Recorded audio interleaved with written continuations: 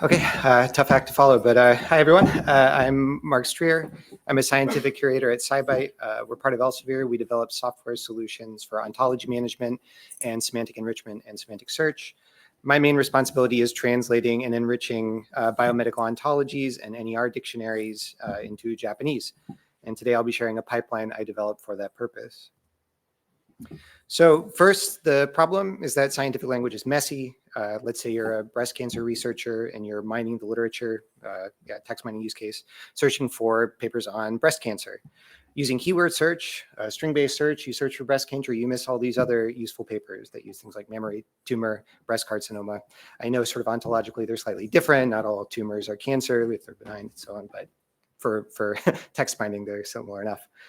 Semantic search overcomes this issue by searching for all synonyms at the same time as grouped by entity. So SciByte, at SciByte, we work with biopharma companies around the world to help solve this problem using Termite, our NER engine. To keep things fair, we base these entities on public ontologies that we all know and love, Mesh, HGNC Gene, Mondo, etc. We're both consumers of and contributors to these public ontologies. We give back by relaying much of our curation work back to the source. If you were here for Chris Mongal's keynote presentation yesterday, you saw one of the examples for an addition of a term to Uberon that was made by Paolo Roncaglia, one of our curators. So we are giving back as well. So when it comes to Japanese, we have that same problem of diverse terminology. This is just a few of the many strings you can use that might be relevant to you when you're searching for breast cancer. But as far as ontology-based NER goes, most public ontologies are English only. Expert human translation would be ideal, but given the huge size of most of the ontologies, it's quite infeasible. This will just click. So we need to automate this synonym enrichment process for Japanese. We use three main strategies.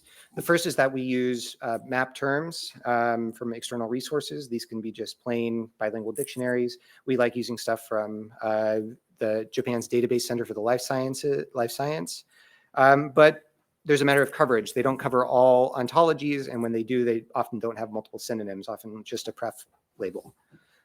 So this is where we get to something like machine translation, DeepL, Google Translate. They'll translate whatever you send them, but they can only produce one output per input, so it's not the best for enrichment.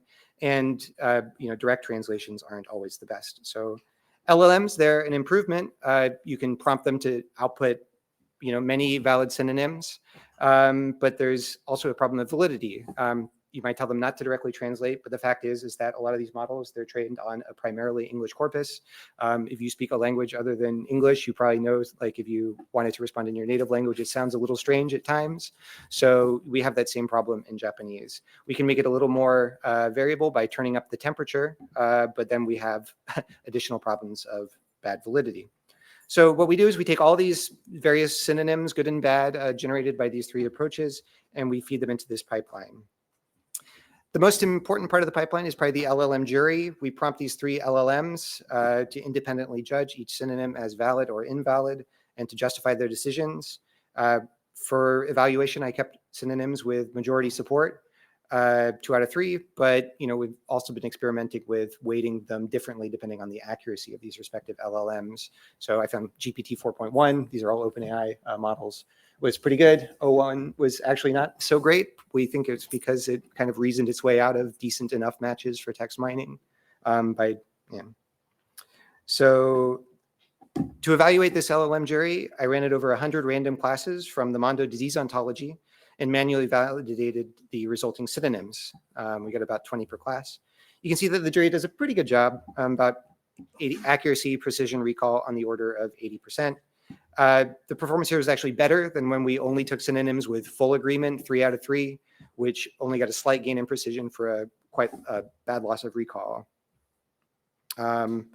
And I also kind of checked whether the preferred label in Mondo, which is the result of human curation by the folks at the DBCLS, whether it was included in the auto-generated synonyms, and it was about 80% of the time.